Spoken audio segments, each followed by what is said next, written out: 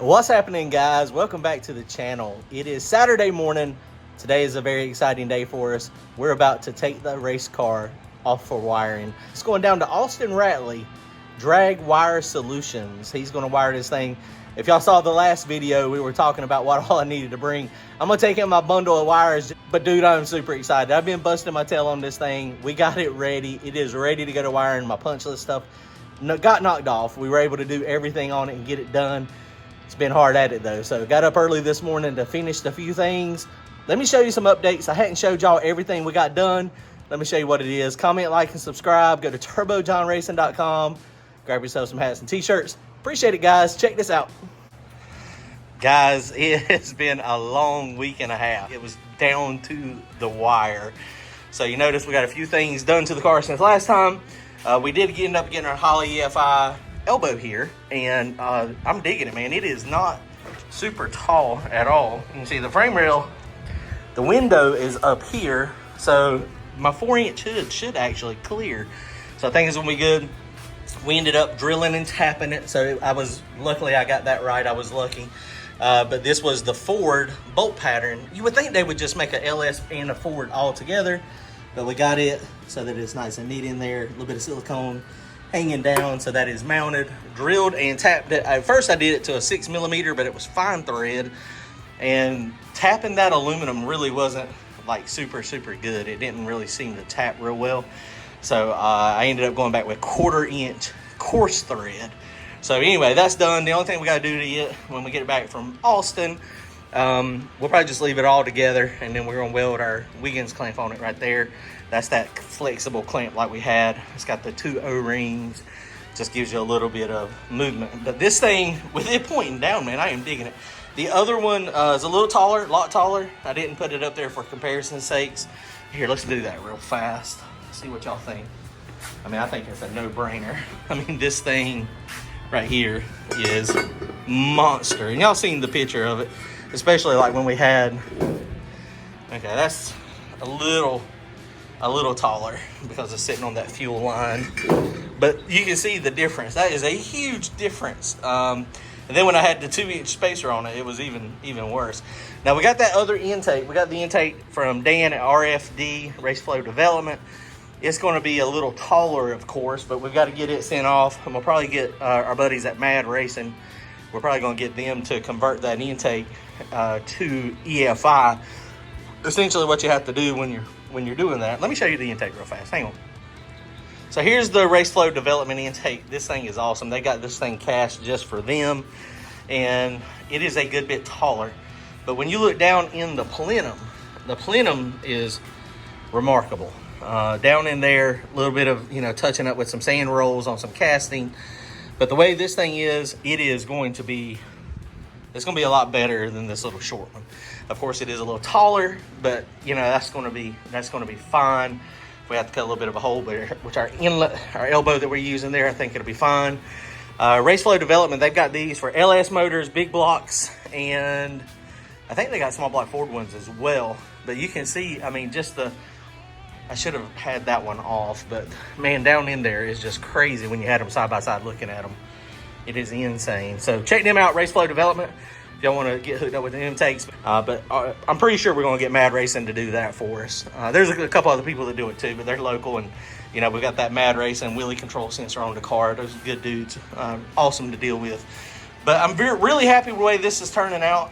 Got our firewall in today. It is mostly done. It's going to be kind of hard to get some of these pop rivets back here on the back. But next time we pull the motor out, I'll be able to get a couple more in it back here, but it'll just pop in from the back side. We haven't done the firewall on this side yet. I'm gonna get Uncle Mike to do that for me, just because he's gonna have to build it around this brake pedal stuff.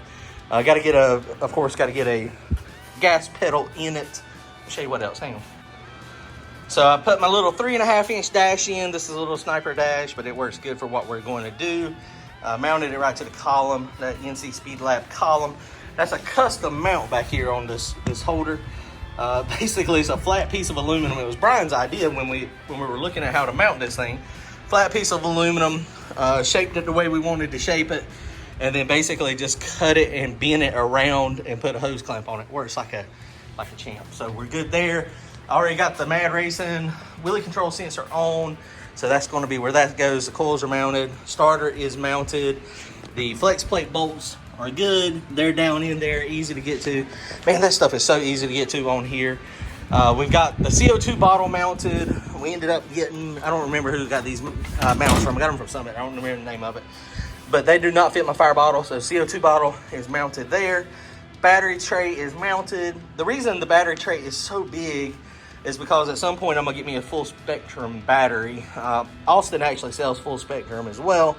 So, I mean, they're just a little pricey, but they are really big. That's what Randy's got. That's what Joey just put on his, and they spin the motors over really, really good, really easy. So we got all that stuff mounted. All that stuff is nice and secure, not going anywhere. I welded a plate on the back side of the bar over there. And then I welded a plate here. So, like I said, firewall's in, pop riveted in. Just used aluminum pop rivets. I got to go in and clean up these pop rivets. Try to just cut those off. I had to get an assortment pack of rivets. Now, I did just a few minutes ago. I don't know where Austin's going to wire all this stuff. You know, that's just one of those things. He's going to have to get it where he's going to get it. But that is nice and secure. I did have somebody have a comment about, it was a great comment talking about doing titanium firewall instead of thin aluminum, especially, you know, sometimes where you blow head gaskets. Now, let me show you one of the things where the way Mike built this car is really good, because if you look, if you blow a head gasket, if you have a problem, then it's going to be where the head makes to the block, right? And so you see over here, we got fuel lines here, but it's also protected by this big motor plate. In the back is the same way. We got our mid plate and the bar. So if we were to push a head gasket out there, I mean, there's a chance that it could come up and go through. And I may end up getting a piece of titanium on both sides in these little squares here. And then maybe this little square here, or this little triangle, these triangles, just to help, because, you know, that's one of those things. Fire scares me to death. I'm not a fan of thinking about fire.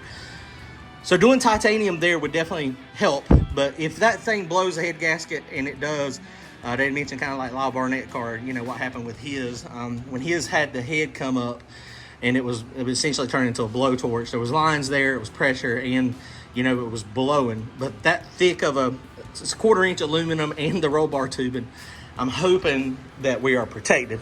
I had a similar thing happen to me a long time ago. It's probably been 10 years ago now.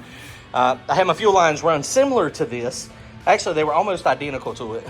And there was a mid plate, but the mid plate barely covered the head gasket, where the head gasket is, where the head meets the block. But when it blowed, it actually blowed out the front, and you could see where it had started eating into the aluminum. So when that started happening, I started wanting mid plates either right here, or if I didn't have a mid plate or a front plate, something to protect this, then I would have my fuel lines up out of the way, just in case, so that, you know, if it does catch on, if you do blow a head gasket, it doesn't catch on fire and burn to the ground. They make some fireproof sleeving as well. You can get fireproof sleeves to go over these fuel lines and oil lines, so that would be good. One of the problems I just saw, I kind of looked at it, but didn't realize I was going to have a problem until like right now. My oil, see that little brass plug way down there? Right there? That is my oil supply. That's my oil pressure and my oil supply to the turbo. And it is very tight. I don't know what I'm going to do there yet. I have to think about it. The way this mid plate is set up, we wanted to move the motor back as far as we could, so the mid plate, instead of being on front of this bar, it's on the back of that bar. So that is kind of a problem. I don't know what we're going to do yet. That is the only place to get oil as well. You know, maybe the better solution, I don't know yet. I hadn't really thought this through exactly until right now. We're thinking about it and trying to decide. I would rather get it from up there, but I may end up having to put a remote oil filter on it, and then on a remote oil filter, I can actually get the feed and the pressure off of the oil filter mount. I've got to decide that when we're talking to Austin, though, because he's going to wire the car. He will put the oil pressure mount back there. There's not a port up here on the front of the motor. It's my other motor that had one up here. We got to figure out what we're going to do.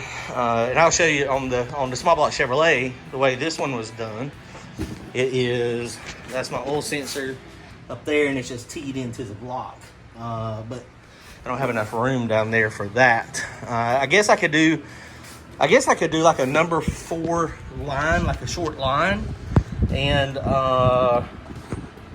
like a number 4 short line, and then run it up.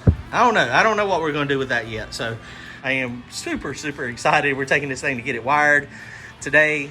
We got to go. I still haven't had an opportunity to take the Saturn back to Randy yet, so it's still in the race car trailer. So it's got to get unloaded, and this has got to get loaded, and then we're going to go unload it at Austin's, and I'll shoot a video there while we're there, show you his shop. Got some other stuff happening as well. Super excited. Appreciate it, guys. Comment, like, and subscribe. We'll see y'all later.